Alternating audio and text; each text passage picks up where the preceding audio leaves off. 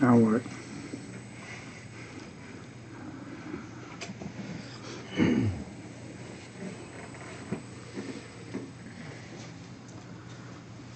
So we have about an hour or so, a little more, then we'll have our last session.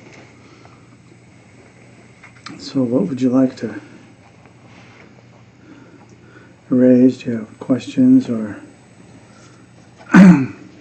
commentaries?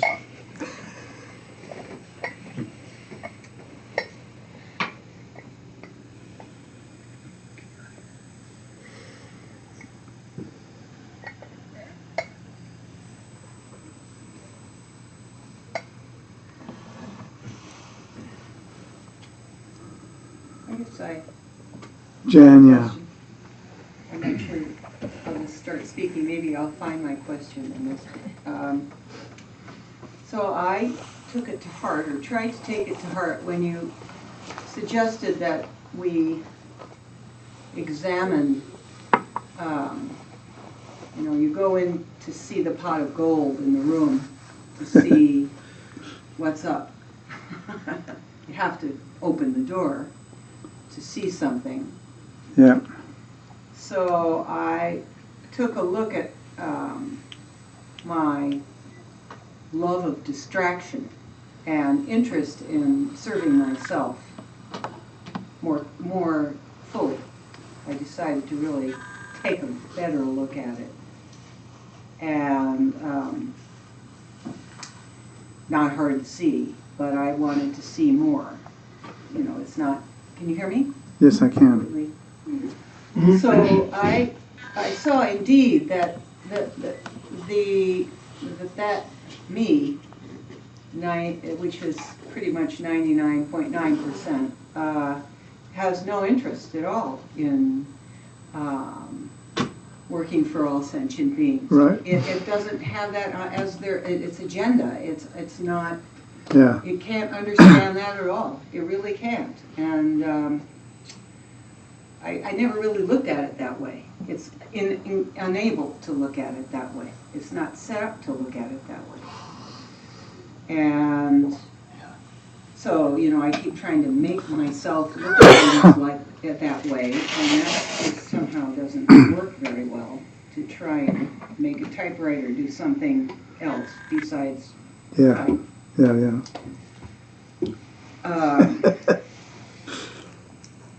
And it's also true that I love distraction. I have many distractions all through the day, most of the day. So that part fits very well. It's also true that I know from experience that when I'm serving something or someone other than myself, a community or teaching others or anything, even on a life level, it's much richer. It's a much richer experience than doing my own thing for me. So that's there as well. So they're pieces, all those pieces. And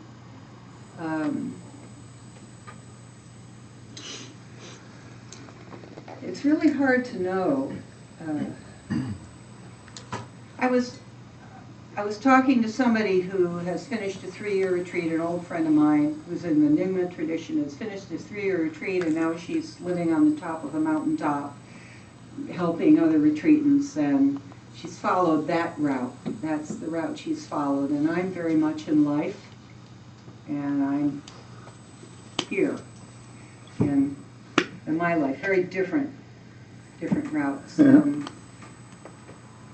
I guess my question is that, given that 99% of me doesn't have that agenda of working for all sentient beings, how does one build and get from here to there? Yeah. I don't really I can castigate myself. I can, confuse myself. Yeah, I think that's one of those things that deserves the question. How's that working for you? That doesn't work. It just makes me, it's miserable. Castigated. It makes me worse. So, then I find a distraction to Yeah. that, it doesn't work. So, It's the mini yana.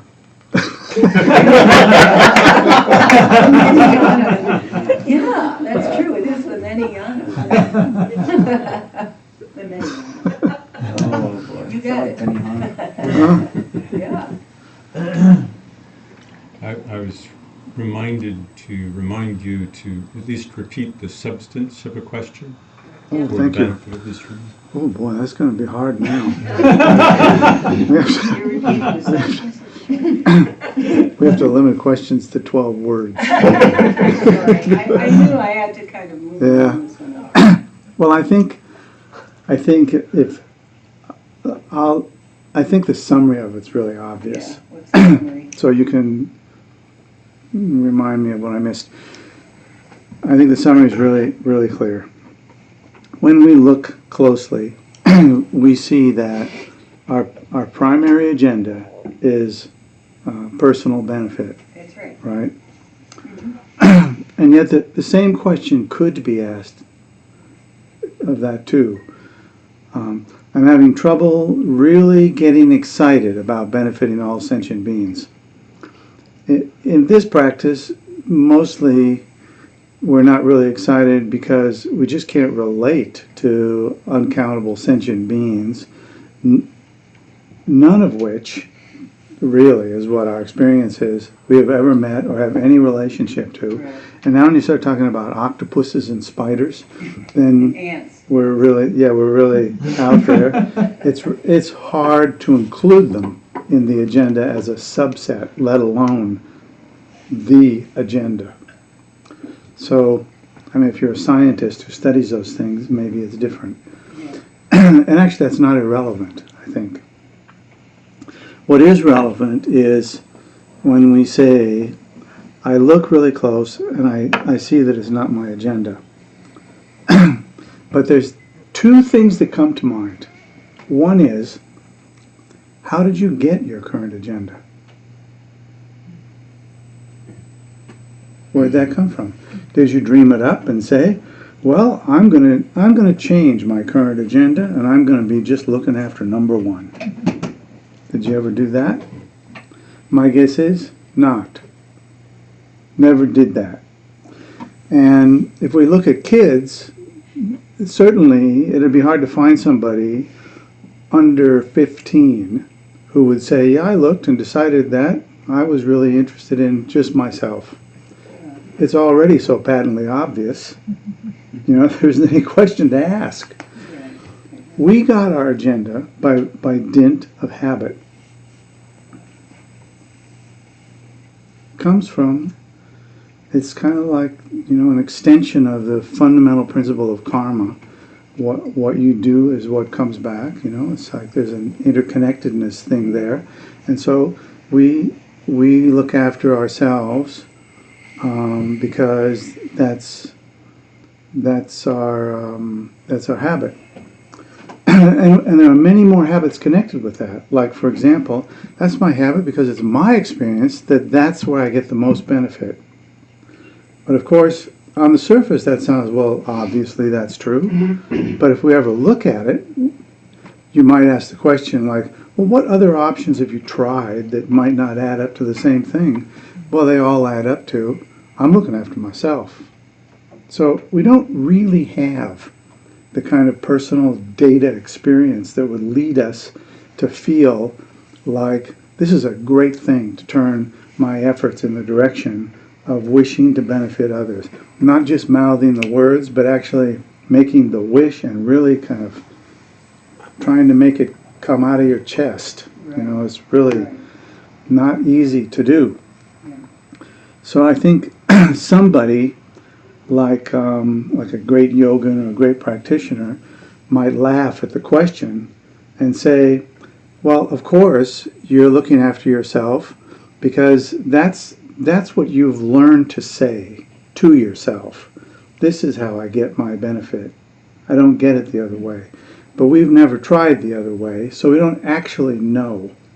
And maybe there's also a certain thing of, well, when I look at it really close, I can see that when I look out for only myself, it doesn't turn out so great. But, gosh, it's kind of hard to think that looking after others would be better after it hasn't worked so good looking after myself.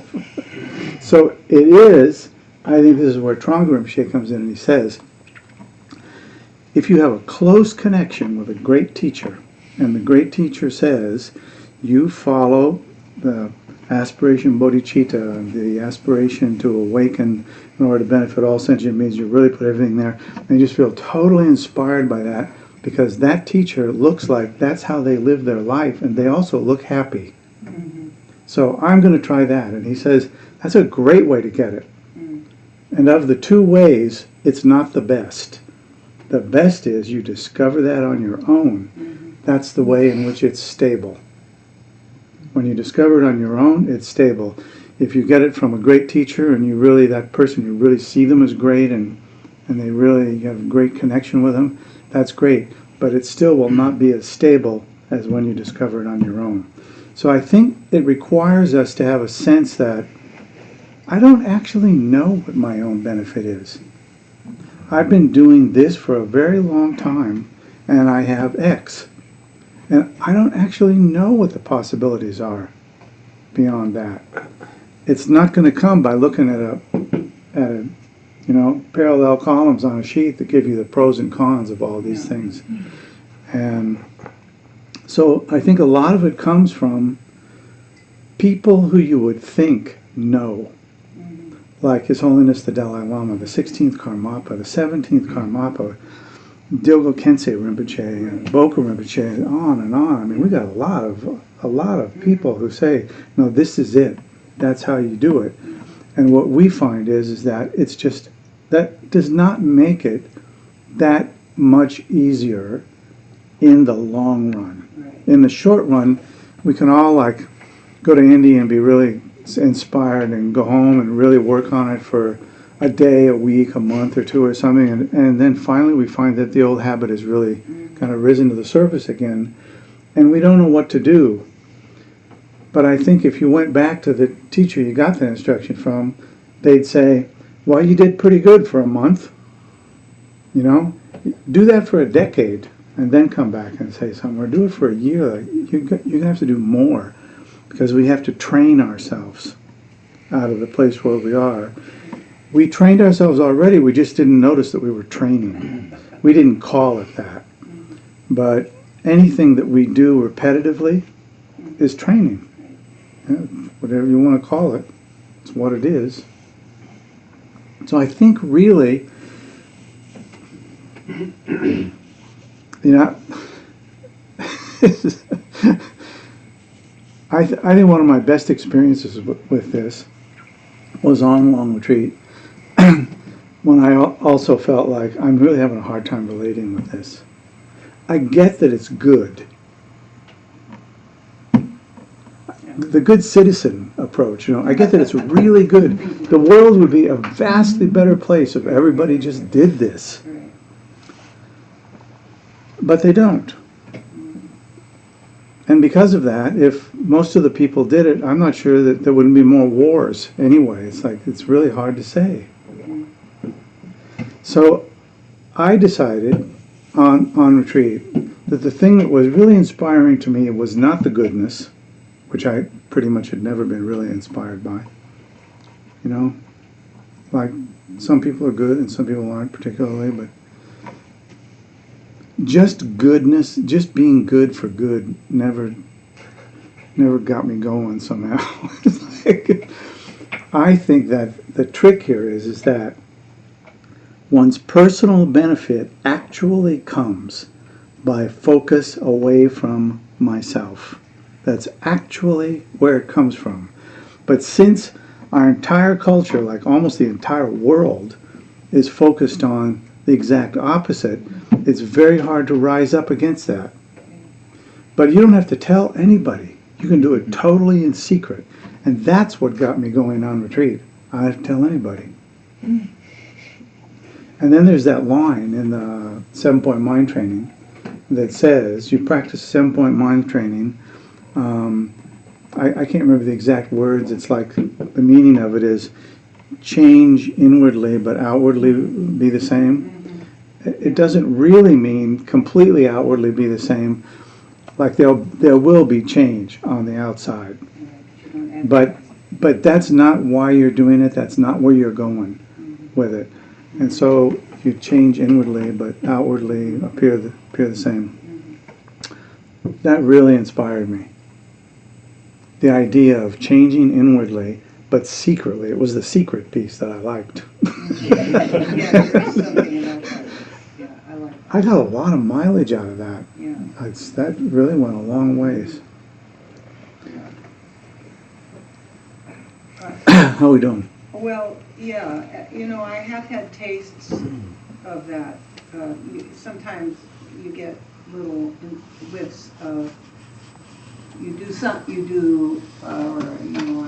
I'm working with somebody and they very badly need me to stay, and, I want to go there, but Yeah. I stay, Yeah. and it's for them. And then there's a richness to that, there is definitely a flavor of, this is, Yeah, there's Not the just other the downside is you go, you feel worse. yeah, I go, I feel worse, right? You know. So, but there are intimations, but they're very,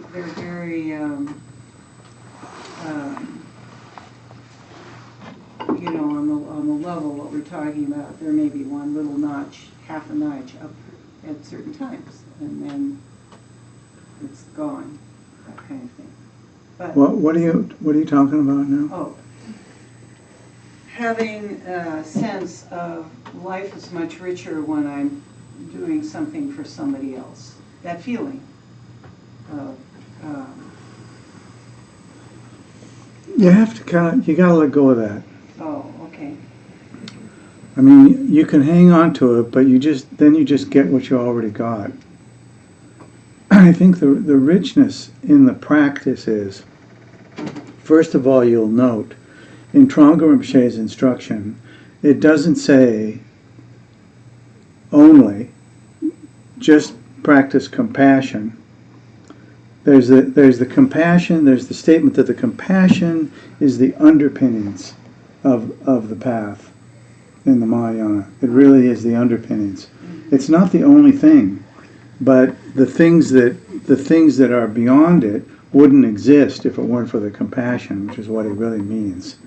It's kind of like the house has a foundation.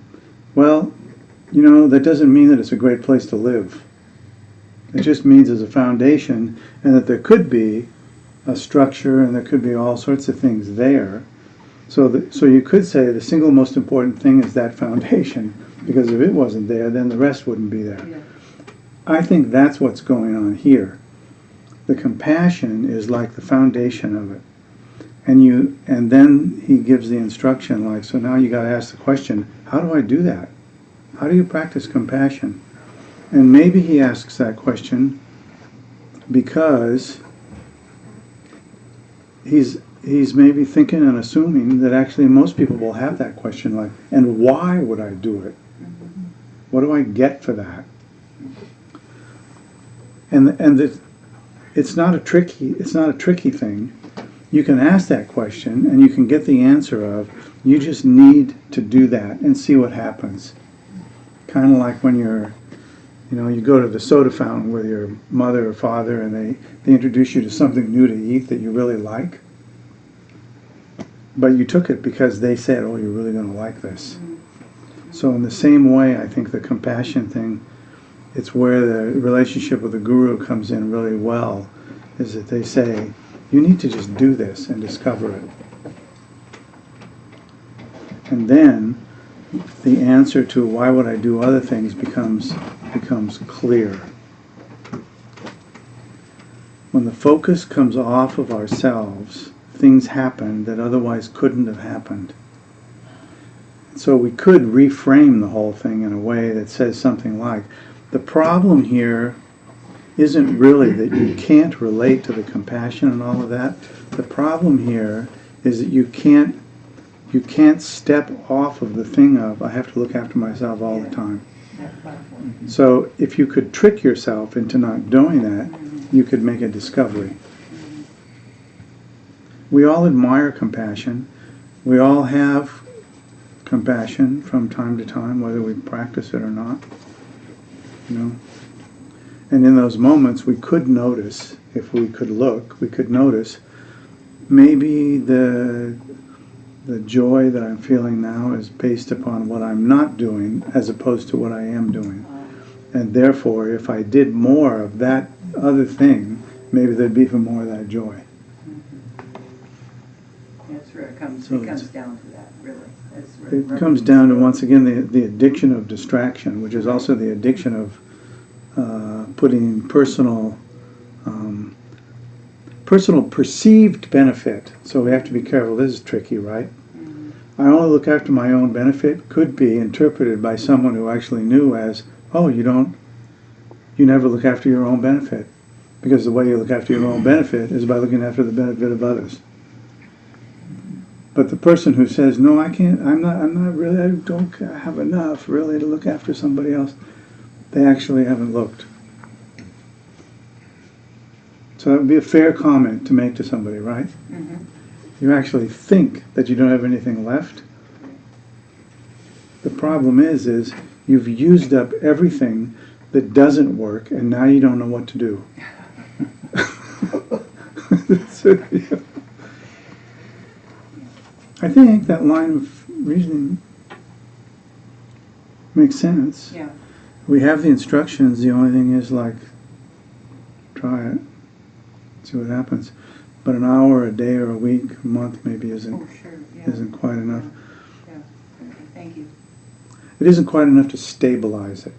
I actually think it's enough to experience the difference. Mm-hmm. Yeah. I think that's where it really is. It's illuminating. Yeah. That's what in the Yeah. experience. In the experience. You think you're looking after your own benefit. Actually, you're not even doing that. Yeah. Yeah. Hmm. Okay. Thanks. It's counterintuitive.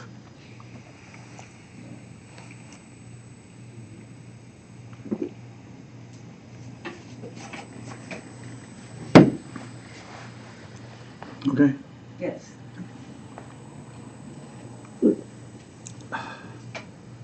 Michael, I have a question.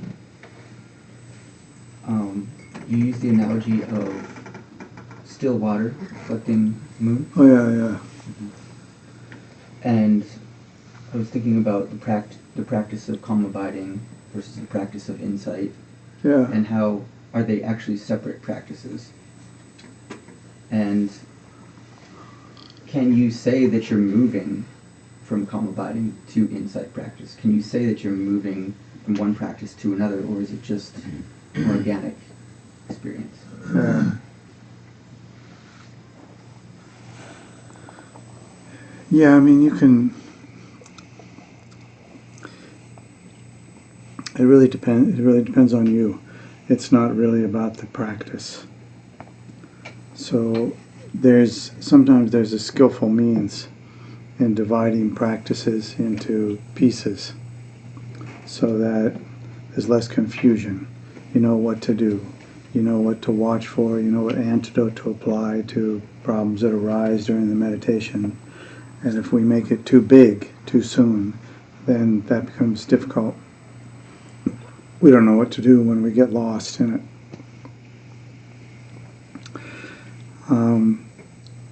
It is also, sometimes it's skillful to divide, like calm abiding and insight, into two pieces,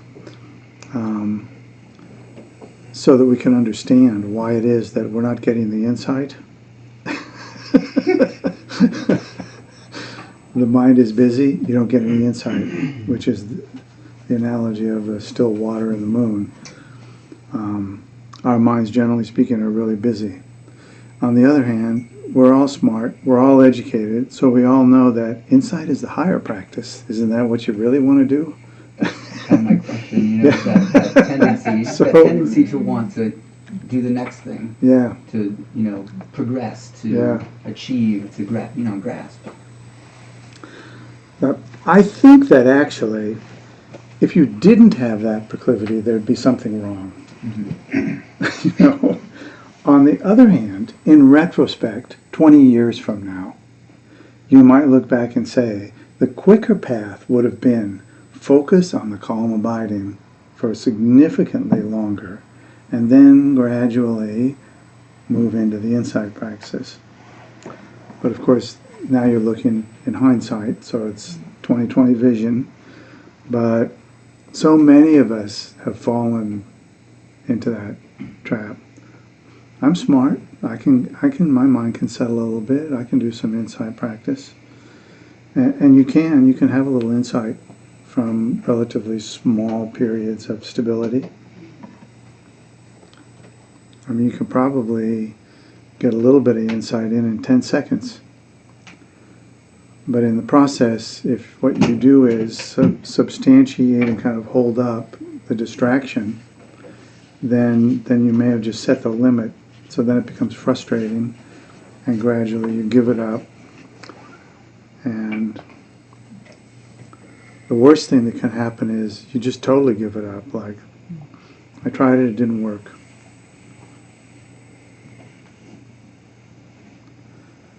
So I think in a way that's also a teacher's job, is to actually raise that very point.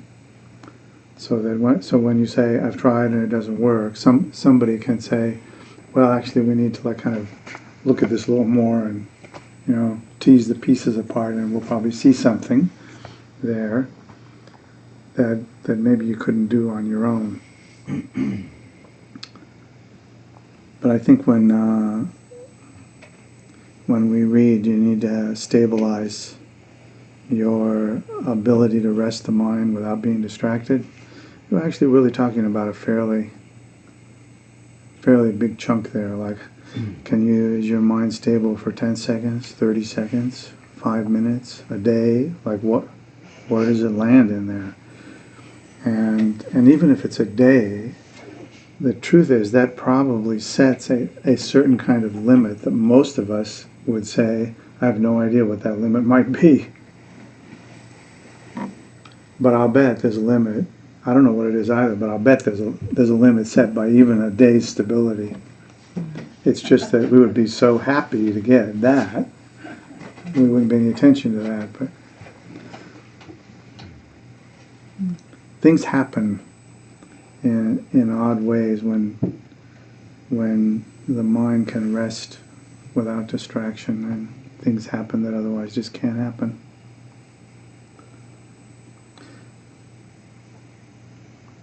And yet there's another piece of this which is worth repeating many times, and that is that if we have as the agenda, again, it's good because the word agenda has a slight negative spin on it, so it's good to look at it from that perspective, because it also has a positive spin, right? So if your agenda is to establish shamatha, calm abiding, that's not a bad agenda. Where does it go amok? It goes amok because we keep looking at the score. How was that time? Oh, that was pretty good. 15 seconds. We're doing pretty good here. I think I'll try some of that insight practice now and see how that works. And and it does work better than it did before, and so we feel inspired. But we're setting limits here and there. The antidote to that approach is to enjoy the practice in and of itself.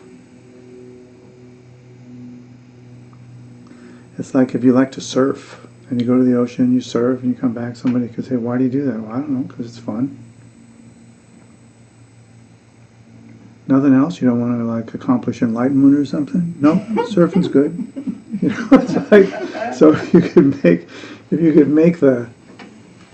make the stillness of calm abiding its own thing, and the practice that leads to that point its own thing, joyfully, then you would have stepped out of the way of of the whole process and yet continued putting the things in place that needed to be there.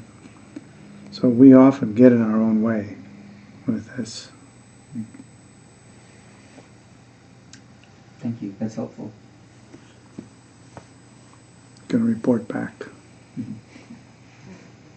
said something at the very beginning, pointing out the problems with going into insight practice. You said something about you substantiate the distraction. Yeah. What did you mean by that? In relationship to, you have to actually explain sort of the circumstance and then how this would unfold as, and what you mean by that. I don't know what you mean by that.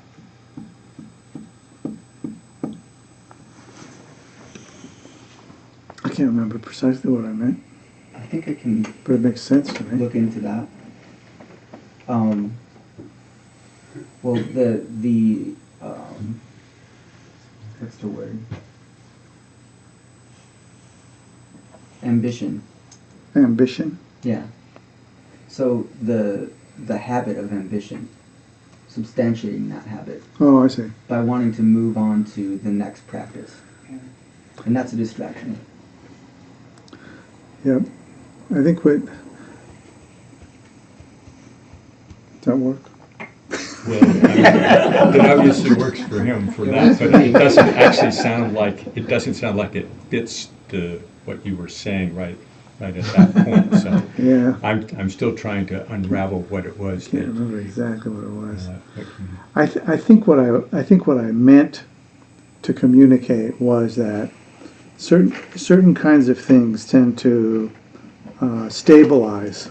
Another way of saying substantiate, I guess. Stabilize like a bad habit.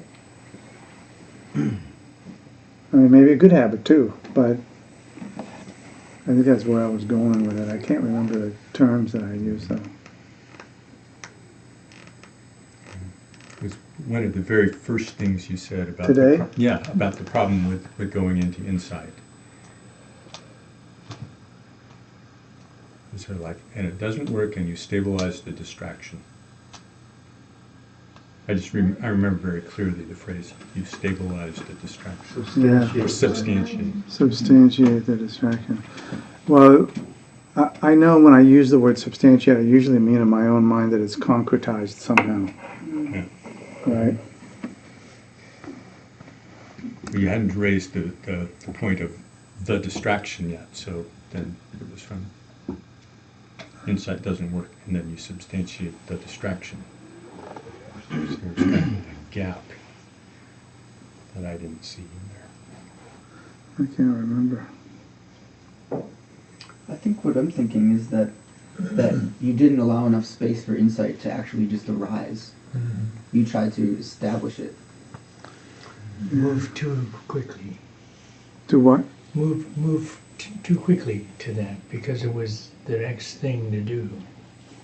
It's the habit of being ambitious. Well, that's where we are now, but that's not where we were this morning. No. So that's there you go. I don't know. But I can't exactly recall. I think there's a lot of if you contemplate the question, in what ways do you get in your own way in just the practice of calm abiding? There's a depressing number of things that we can do to get in our own way. It's just like really huge. But then we talked about a little bit about the value of seeing those things.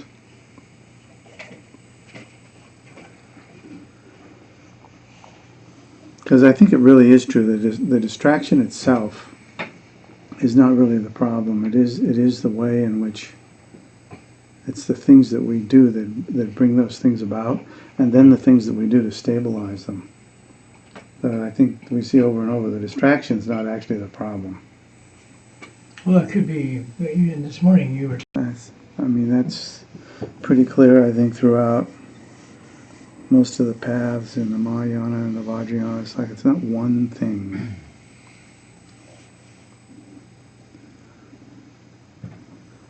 People often say I'm troubled by a certain thing that arises in my mind regularly when I'm doing this practice, or any practice.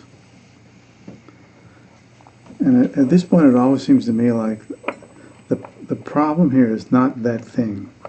Because from the perspective of the insight that maybe we haven't had yet, there actually isn't anything there. So this is just our experience that it's a thing. It arises and it's a problem. But the problem really is that our commitment to it. Commitment to the thing, commitment to the distraction. So commitment kind of implies like an intentional thing, like I really want to have this thing, or I'm committed to making this thing happen. So it's false in that way. We don't kind of have that level of intention around it, overt intention. But in subtle ways, we just keep creating the same conditions that cause the same things to arise. And even then, I think the answer to that problem is in the Dorje Chang Tungma, which every thought is fresh. That is so hard to come to. Our experience is we keep thinking the same things over and over again. So implied in there is also an antidote to that very thing, is how do you stop thinking that the thought that looks like the thought you had last week is actually the same thought, like it's something that came back and plagued you. We have weather every day too, but we don't say, oh, there's that same weather. You know, oh, look at that same cloud that went by last week. It's like, we don't do that.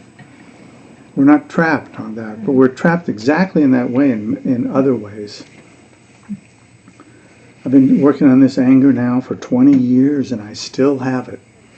The reason you still have it is because that's your experience. You got the same anger. It's the same thing. So if you could unravel that and let go of that piece, that horse would wander off. It wouldn't stay there. It's not staying there on its own. It's you got it, you know, tied up.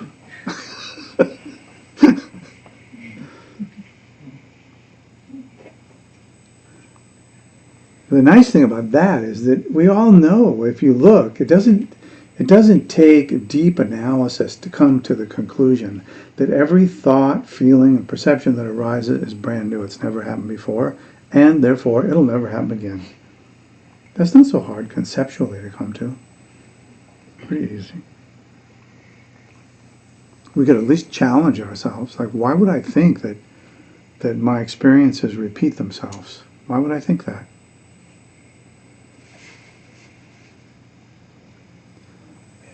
Can certainly start with the thing of no two are exactly the same, right? You could at least go that far easy. No two exactly the same.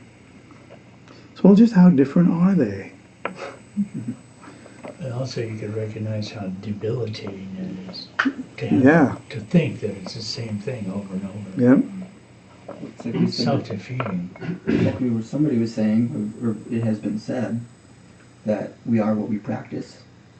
So if we practice stabilizing the same experience over and over again, we're practicing similarity. We're practicing categorizing things in the same way. Yeah. So we are what we practice. We are having the same experience again, over and over again. The only reason we're having the same experience over and over again is because we're practicing similarity. Practicing having the same experience over again. So when we look at that, even that we'll see is like not exactly the same.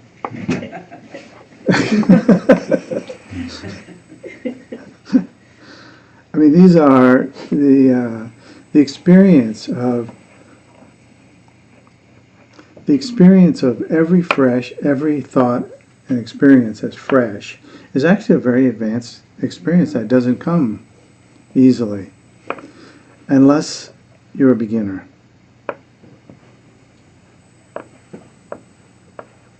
Oftentimes, you know, we have this thing of beginner's luck, we say about meditators, except it's not luck. Beginners, people who have not practiced before, will often have extraordinary experiences because they aren't in their way yet. They don't have an expectation as to what's going to arise. They haven't any idea, so they're like fresh. And they have experiences that everybody else is more or less jealous of. Like, how do we get there? Well, you were there once.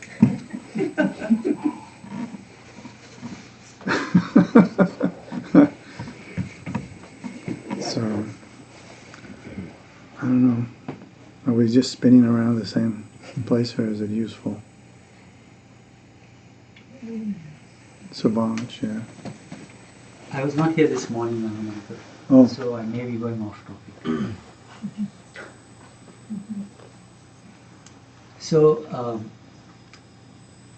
when I have free time, I like to fill it up with dharma things. I go and sit and meditate, listen to a few sutras. And so, you need to speak a little louder. From the back of your head so that people are taking floating microphone.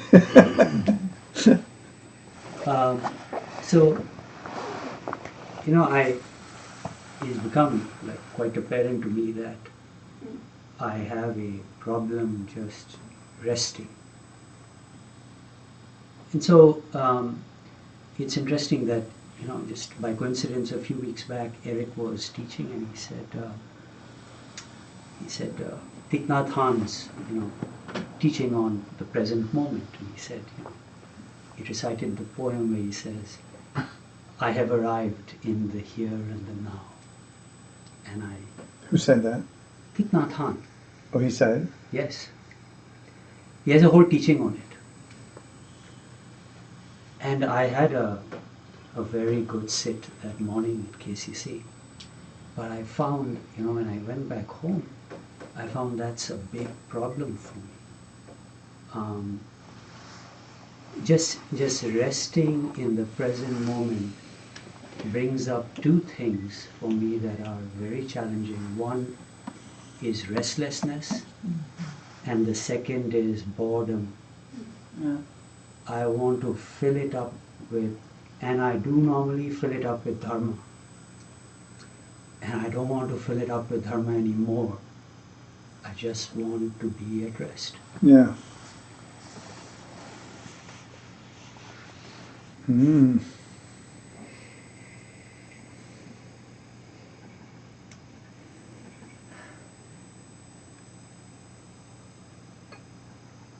When did you decide you didn't want to fill it up? Is that recent? Oh, because I'm like addicted to Yeah, I know that. dharma. So when did you decide that you didn't want to fill it up? When did I decide? Yeah. Because sometimes I do too much of it. I mean, is it recent?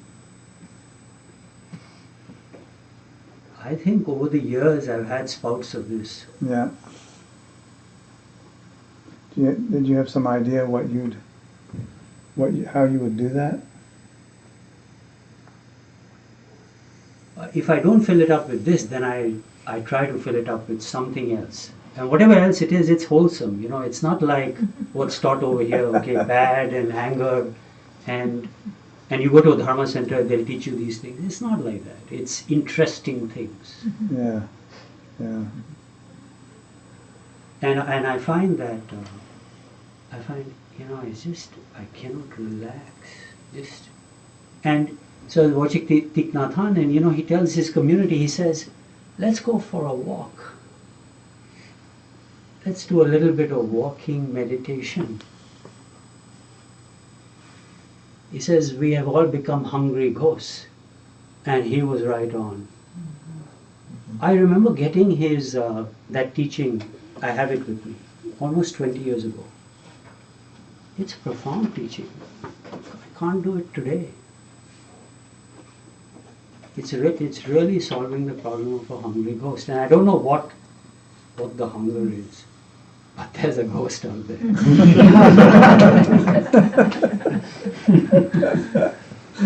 Yeah.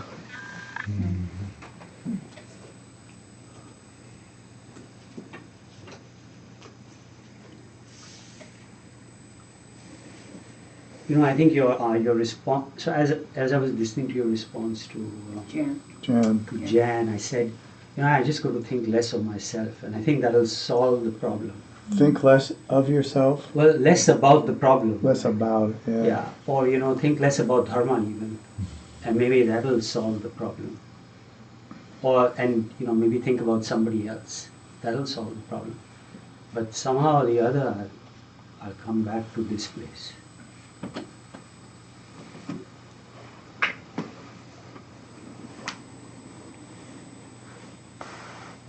Trungpa Rinpoche had one point a little further than what I brought for today. He says that having the aspiration to attain enlightenment for the benefit of all beings, that if you hold that intention continuously in all the things that you think and say and do, that gradually everything that you do will become beneficial to others and to yourself. And he makes the opposite comment, like if you don't do that, you can still do good things in the world, but you will not attain enlightenment. So you'll do good things in kind of a worldly way, but not bad, still good, maybe good karma and all, but not the pinnacle. I think that's a lot of what we're talking about now, is that our habits they're not like a disease, like we walk by somebody's room and we caught some kind of a disease. These things just come from long-term repetition, which becomes habits,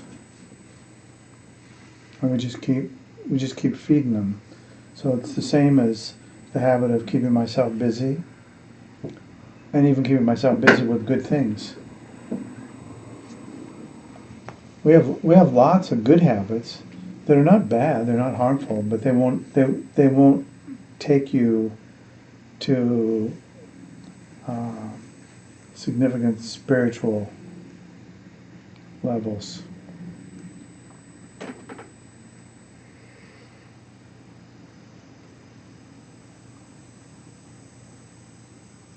Actually, there are times when I don't even want anything spiritual. And even better, of course.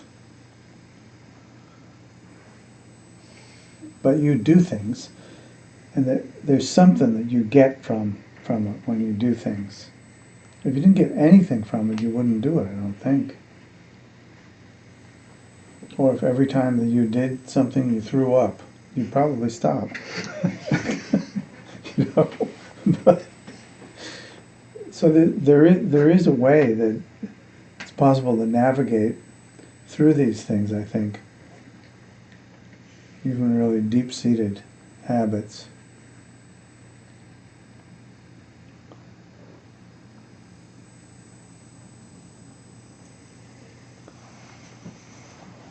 Isn't that your experience? Oh yeah. Absolutely. You mean deep-seated habit? This is? Yes. Totally. Sometimes it's, I think in my recent circumstances it's become, palpable, right? Sometimes you're just lost in the noise, lost in the content. But sometimes it becomes, for me, I'm just saying, right? Mm-hmm. Sometimes it's very palpable, it's right there. Yeah. You can touch it, at least you're glad that you see it. Yeah. Mm. What do you say, Bill? Saved me. If you look into the hunger, the ghost will go away. Exactly. Yeah. Yeah. You're right. That's Yeah, actually when it all becomes very palpable and there's so much noise and everything. It's actually very hard to put our finger on the deep hunger. And it's in a certain way it can feel like it's more manageable because we can make a to-do list of 10 things. Call this person, arrange for that, fix this, do this. We've got, and we say, oh well, see, I have this backlog of books, Dharma books to read. I better get busy. Or these things, this whole topic. I need to sort out the 12 links of interdependent origination. I better get busy. But being able to put our finger more and more deeply just on the this, you've used the word hunger, and I think it's very good. You could use a lot of words. Kind of fundamental anxiety, you could use a lot of things.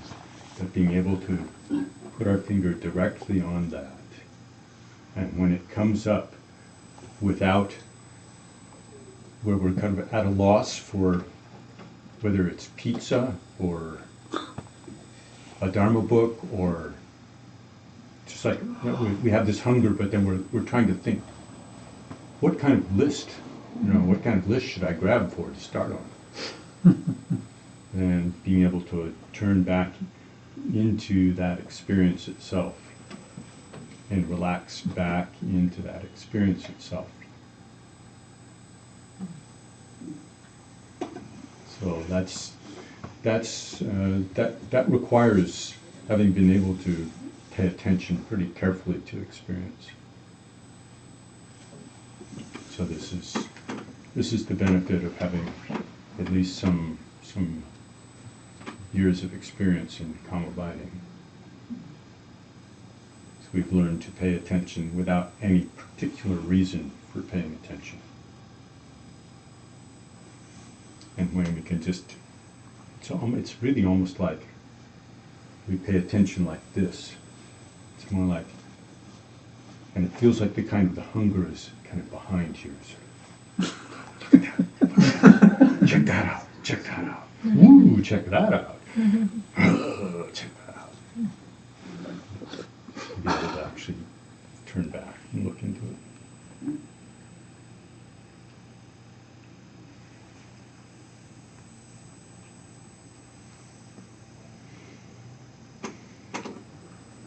There's that great line from Boker Rinpoche, and the first time I heard it was in 1996 at Lewis and Clark, when he made that statement that the meditation was fundamentally a process by which you continuously familiarized yourself with your own mind. So it's not a deep instruction, but it's a great lens through which to view all of your practice. When it gets discouraging and doesn't work and too many distractions and we don't even want it to work, every one of those elements, every experience is actually, whether you like it or not, you are familiarizing yourself with your own mind. If it was somebody else's mind that you cared about, you would be very interested in that.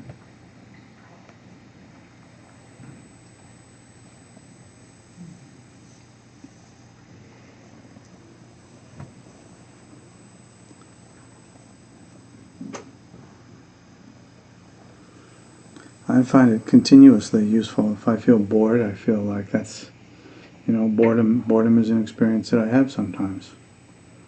Along with hope and fear and all the rest. I have all those things, and as they arise, if I'm clear and present, I recognize all of those things as this is what it means to familiarize yourself with your own mind, to see exactly what it is that's going on. Fixing it's another issue altogether. At the most fundamental level, there isn't a fix. There isn't any fix. Yeah. The fix, the notion of fix is equivalent to hunger.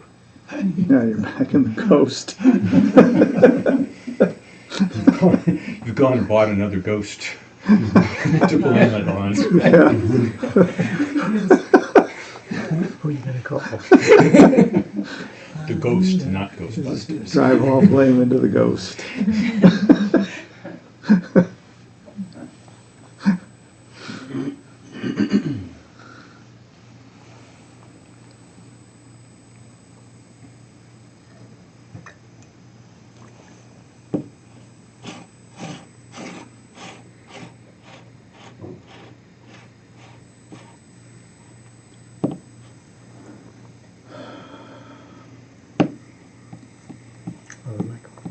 Yeah, Ellen. So this morning when you were recounting some of the teachings from Trungpa Rinpoche about compassion, you gave a bit of an admonition about the danger of having compassion for few rather than. Yeah, yeah. Can you repeat that? I don't. Sure. When you were saying it, I went down a road of starting to deconstruct that and argue with it. And and I don't want to I can't misquote. remember, what was that?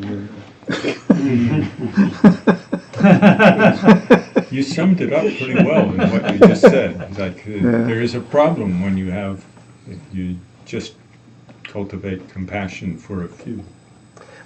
But my recollection was that the admonition was not that you have a problem, but that it's worse to have compassion only for a few than to not have compassion at all. I heard it say that. Which Yeah. which seemed counterintuitive and also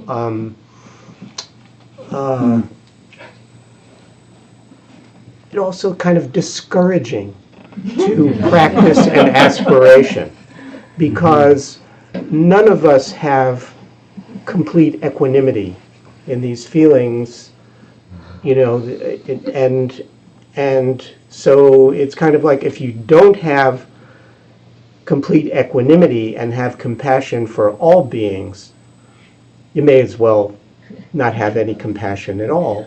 Whereas it seems that the compassion that we do feel is kind of a doorway or a stepping stone to starting to expand that, because if we have compassion for those who we feel close to, our relatives, our friends, and so forth, for whom there really is a clear connection, we can expand that feeling, and particularly like with other teachings where, you know, we're reminded to try to hold the view that all beings were our mother or our parents at all times. And so to feel as though my limited sense of compassion is an obstacle rather than something to inspire my further cultivation seemed counterintuitive and discouraging. Or was.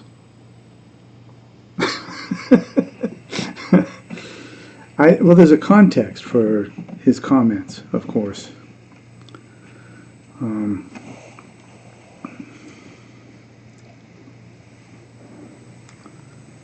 Somebody had asked him a question, which I can't remember exactly, but it fundamentally it was something like they were having trouble extending compassion to others, and they were saying something like, "Isn't it okay? Isn't that enough?" You know. And so then he launched onto this thing, which he then raised a couple of times, calling it, or at least the translator was calling it partial compassion. And he was saying partial compassion is an issue. So I think here again we have to step back a little bit from it. If we have compassion for one person, I doubt that Trungpa Rinpoche would say that's a problem. But at a certain point where we start, where we have no real equanimity around it, and we kind of divide the world into our friends and enemies and focus on one branch of that, it could be either branch really, then what's happened is that we have created a situation where it's easy for other people to see it, was one thing that he raised. And when they see that, they then feel like they are your enemy. And so then things happen from that. So he kind of drew half a dozen lines going out in different directions, showing that actually, you know, it's of course the case that when you start with these things, you feel compassion for someone who you feel really close to, and then gradually you start to build it out. and know it's not okay to stop and say, that's okay. Because you're actually walking through a kind of a dangerous minefield at that point. So what you need to do is understand that the antidote to the minefield is to understand, I need to have this same feeling of warmth and kindness for every sentient being, no matter what they are. I thought that was, I had never seen it quite explained like he had, which was one of the reasons why I thought to bring it up this morning. But also he then went on to talk about compassion, just compassion, not the four immeasurables, not in any other kind, just like really recognizing the suffering of sentient beings and gradually extending your understanding that everyone has these things. And all of them have an awakened mind. They all deserve to be awakened. And then he said, and we all deserve to have everyone awakened. It's like he just sort of carried it down, that whole thing. Like, so that deserve became universal. It wasn't specific to any given individual. So I'd never quite seen that explained in the way that he did. I thought that was an inspiration. It was an inspiration to read that you cannot accomplish shamatha without foundation of compassion. I'd never heard that before. I mean, we all toy with those things and this and that, but I'd never actually heard a teaching that said, you do not have compassion, you can practice shamatha for 1,000 years and you'll never accomplish it. Because the compassion that you don't have for others, you also don't have for yourself. And that means you will not accomplish the relaxed mind that is stable and still. Where was this teaching? It's in a book called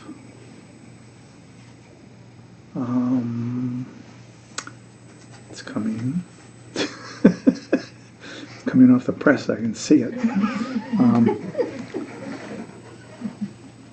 Essential Practice. Yeah. I don't think we have it here because I looked for it here. Essential Practice. That's Ramlu Rinpoche. Yep. When I heard that, I thought, this is amazingly timely advice in this political season. When I realized I had just spent the better part of a day rehearsing, recalling this list of insults that had been lobbed at somebody, and how much joy I took in that, and how much my impression of my own worth and my political acumen, which I consider based very much on wisdom and compassion, and very, very compassionate. I know if everybody did what I said, everybody would be better off. So it's a good thing you and I weren't in the same room at that time. We would have sucked up all the merit left in the world. So this sense that kind of my virtue actually it was sort of good. I was good enough to coast on while I engaged in this kind of mental brutality. It was actually my excuse for that. Yep. That if I took away that part of it, that the impression of my good impression of myself, if I took that away, and then I just sort of read a list of insults, I probably would have a different sense of it. But it was really, I thought, oh, it's kind of like, I get the get out of jail free card, so I can have a real good yuck over this. I thought it was very apropos for this time. Me too. Yeah. But what you say about, well, if you took that as some kind of absolute, and this is the only thing to say about compassion, is you'd better have universal compassion, otherwise don't bother. Yeah, it's like, oh, yeah, come on, Alan, you know better than that. Well, I do. And that's, and that's why I bristled over what I heard.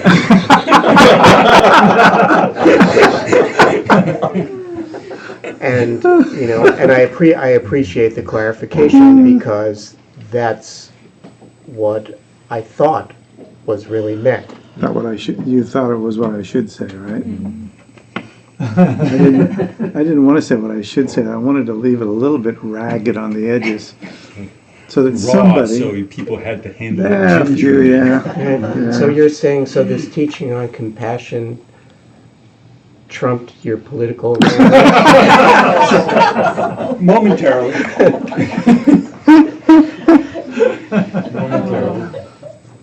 But a piece of this, there's something in this, in that it's actually a call to look very deeply into the nature of suffering, to keep going deeper and deeper into that, because our partiality is actually also, it's not just a reflection of equanimity that's a little weak and self-serving impulses. It's also a reflection that we actually haven't looked really, really deeply into the dynamics of confusion and suffering. Yeah.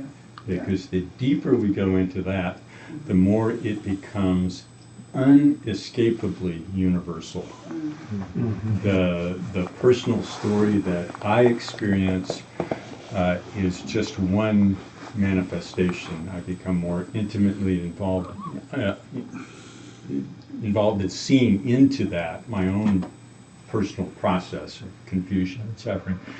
The deeper I can go into that, the more likely it is that I actually understand that all beings are caught in some way.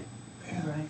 That the trap is far more universal and far more challenging to get out of, and which also gives me every once in a while a slight bit of humility about my own certainty that if everybody did everything my way, everything would work. So every once in a while. Well, maybe if we could succeed in bringing enlightenment to all beings, they would do everything your way. Could you get to work on that? I'll be at the beach. The drink with a little fancy umbrella in it. I'll be waiting. It's hard not to be discouraged by that as well, once you start seeing that, oh my God, everywhere I look, there's someone experiencing, some being experiencing suffering. At the same time, that connects us all. Well, Because we all experience it, so Yeah. it's like, it's kind of good news at the same time. you're right, it's daunting as well. If it's mainly an intellectual sort of equation of universality, it does get more daunting. But the deeper you look into it, also the deeper the sense of the potential, the deeper the sense that there is some possibility for not being trapped. You actually can't go really deep into it without starting to appreciate the ways in which you're no longer trapped by certain kinds of things. You can't be still stuck between the fangs of the delusion. That there's one thing Zopa quoted that, like, those without meditative stability are caught continually between the fangs of the kleshas.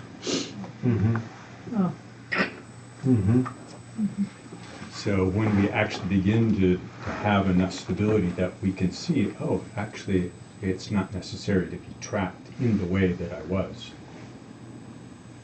It's like, oh, everybody's kind of trapped the same way, but the possibility starts to open up. So there's this fascinating thing right there, I think. I see that long practicing practitioners laugh a lot. I have a more ready laugh. ready to just like enjoy themselves thoroughly. Right? And so, and yeah, there's a, maybe I'm making a supposition that, well, these are the same people who have looked closely at the fangs of the clashes. Right? They've spent time in the job, and they're able to laugh better than I am. So, but I don't quite get how do I get there? Step by step. Step by Just step by step. Part of it is that if we see our own process and see that it's a process, we can see that we can put in place seeds. We can plant seeds that then kind of grow and flower. That in itself, becoming familiar with that process as a process, can give us some sense of, we can start to understand patience in a different way. You know, and just remember the story of Chenrezig, whose head split into 1,000 pieces when he took, I thought I'd got the job all done. I thought all the sentient beings must be liberated by now. No, it's not the case. But his compassion deepens as a result of that. So then it's like, well, we plant seeds just because we want to see the results by the time we go off the swing shift. So what? It didn't have much to do with my watch. Yeah, it doesn't, you know. Yeah. Yeah.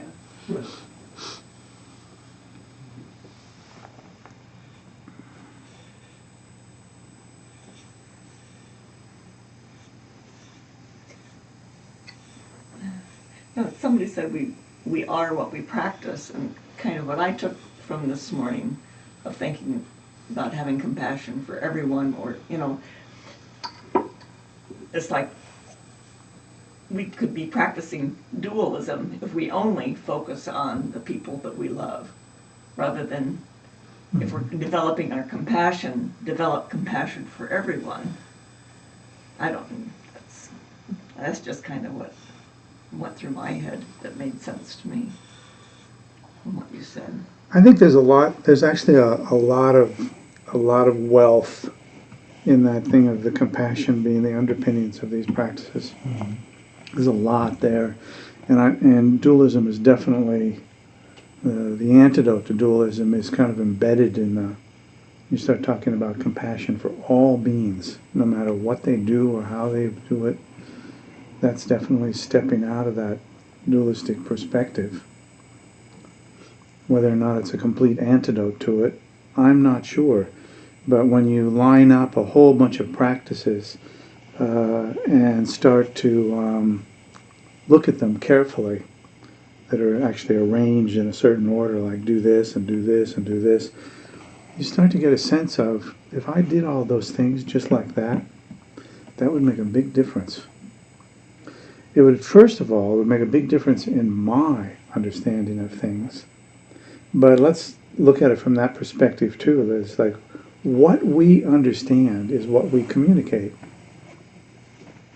I mean, if we have a distorted understanding, we communicate distorted understanding. So part of the benefit of all beings is to communicate a sense of clarity and an authentic understanding of how things are. It's not the whole thing, but we do an awful lot of the opposite in the meantime.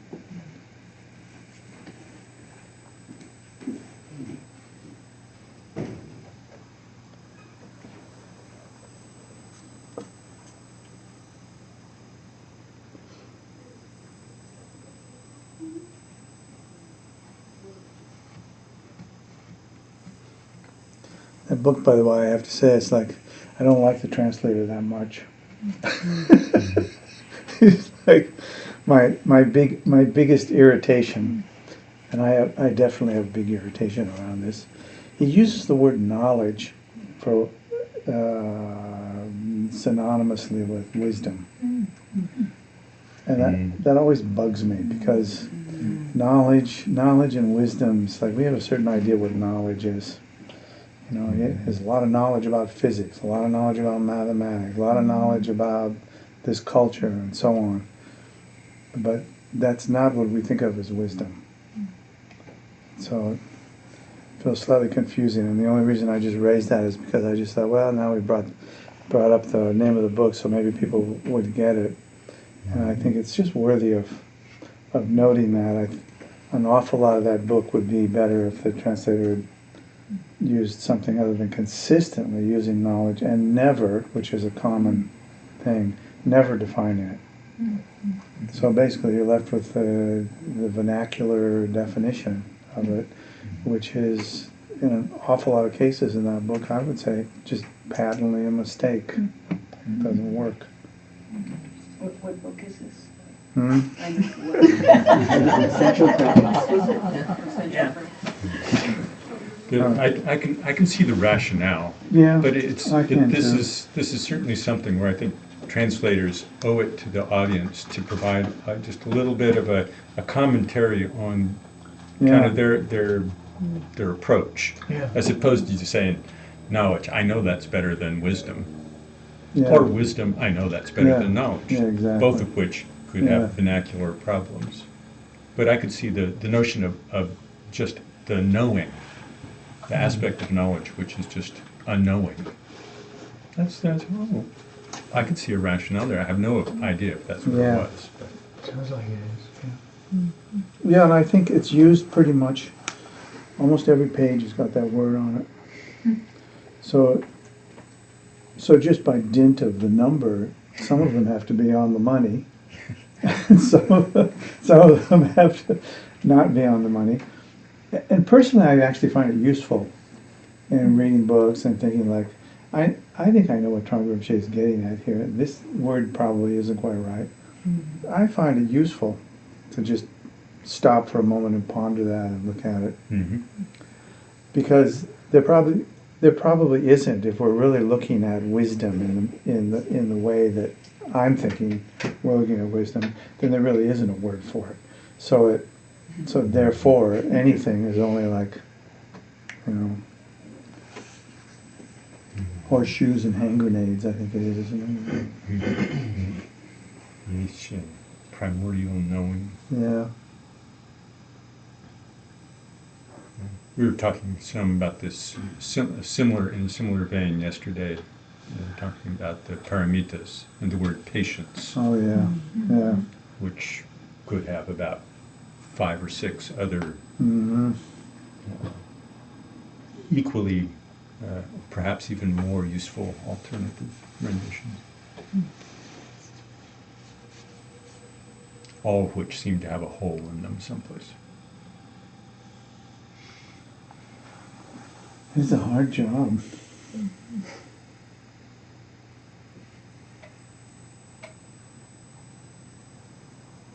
I told Sarah that when they had the Sadra meeting, we told her, said, you should recommend that all the translators give a little commentary on their translation Yeah. stuff. And what'd she say? She thought that was kind of interesting. I don't know if it, where it went. Yeah. I don't know how much they'll concentrate on translation stuff.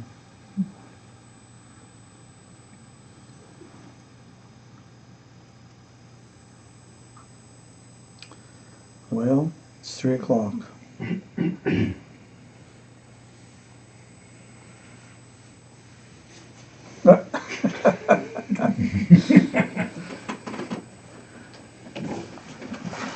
So let's dedicate the merit.